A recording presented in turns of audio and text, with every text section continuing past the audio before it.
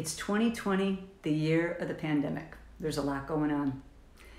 And as you know, there's a lot of people feeling anxiety and fear with uncertainty of the future. You might be one of them. You certainly know people, and I've had my own struggles with this. Did you know that having anxiety and fearful thoughts will actually suppress your immune system? It's true. If you're afraid and nervous all the time about anything, about catching the virus, about not paying your bill, about losing your job, getting to work on time, not wanting to talk to somebody, if you're nervous or anxious about any of this stuff and you live this way on a regular basis, you are suppressing your immune system chronically, and you are at more risk to catch the virus or any other kind of illness. This is proven science. There is not a debate anymore with, oh, does the mind and the body, are they really connected? Are your thoughts really, can they make you sick? This was a big debate for years. There's no more debate.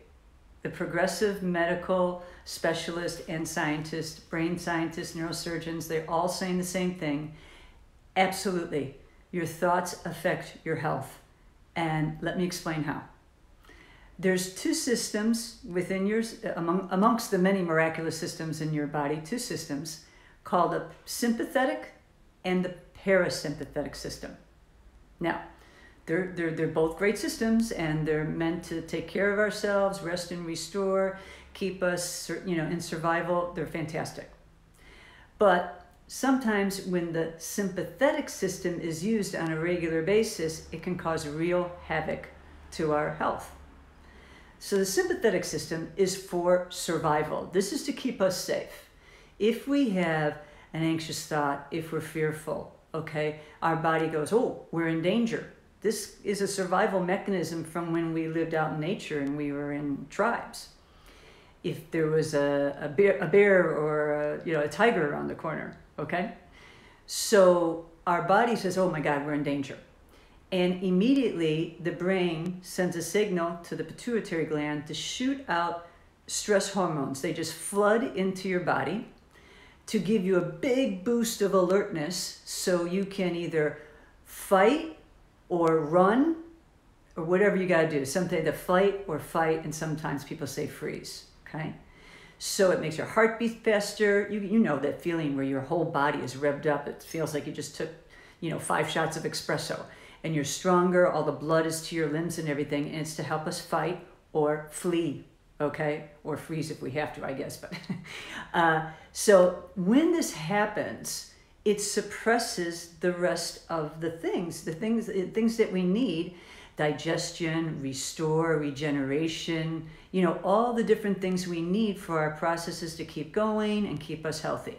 But during this moment, the body, which is super intelligent, says, oh, we're in danger. We need to take all our resources and put it over here. And the other stuff that we normally pay attention to a lot, we're just going to give the bare minimal to: rest, restore, digestion, regeneration, all the kind of stuff we need to stay healthy, all right? So it really suppresses it, it puts it down. Now, there is no on and off switch for this. If you keep thinking nervous, you're gonna stay in a perpetual state of chronic suppression of your immune system. And you can see how that could cause real issues if this goes on for too long, right? How do you stop it? How do you get it back to the rest and restore, the parasympathetic system? That's rest, restore, digest. That's keeping your body healthy, doing all the things it needs to do all the time so you can stay healthy and fit, right? The big difference, the two things you can do is, number one, take really deep breaths, 4 really, really deep breaths, super slow. And that actually will flick the switch. That will actually take you out of the sympathetic system and into the parasympathetic system. Now, when you're doing that, you also need to talk to yourself. If you do that, you calm down and immediately go back to the fearful way of thinking, then you can just go back and forth, toggle back and forth, right? You want to calm down and take it over to the parasympathetic system so you can relax and stop putting all these stress hormones into your body, right? The other thing you need to do is talk to yourself, talk to yourself like a friend, it's okay, this isn't going to help, thinking like this is only hurting you, you're not able to help other people, not only will this suppress my immune system, but it'll make me very tired, I can get headaches, etc., and then I'm going to be a person that needs help, all right? So the only way I can help others is to stay calm, and because thinking like this only hurts you, all right? Now, when you do this, your hormones will stop, your body will stop shooting hormones into your body, and it will slowly balance, and you'll get back to normal. Now, just to prove to you, science has known this for a long time. They've been using cortisol, which is a stress hormone that comes into your body during this time, when you go into flight or fight or sympathetic system.